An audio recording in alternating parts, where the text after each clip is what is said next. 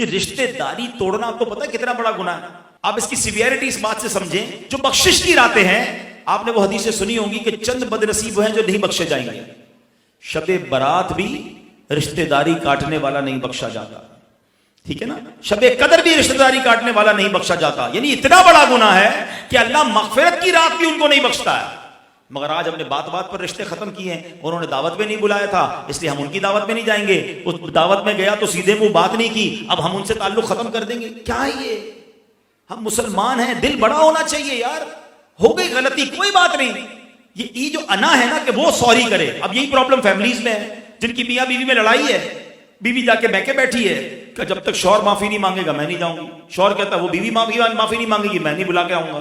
اچھا دونوں ایک دوسرے کو یاد بھی کر رہے ہیں لیکن وہ ایک سوری بیچ میں ہے جو کوئی آگے بڑھ کے کرنے کے لیے تیار نہیں ہے. ایسا نہ کریں. آپ آگے بڑھ کے سوری کر لیں، آپ معاف کر دیں، دل بڑا رکھیں اور اپنے رشتوں کو نبھائیں. چھوٹی سی زندگی ہے یار، کب تک لڑائی کرو گے؟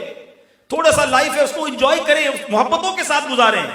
ہماری میمنی میں ایک بہت خوبصورت جملہ ہم نے سیکھا تھا کہ ہمارے بزرگ کہا کرتے تھے جو نمی ہو وہ اللہ کے گمی ہو، تو جھک جائے وہ اللہ کو پسند آ جاتا ہے. اور یہی بات تو خواجہ غریب نواز فرما رہے ہیں کہ جو اللہ کا دوست ہے اس کا دل دریا جیسا ہوتا ہے.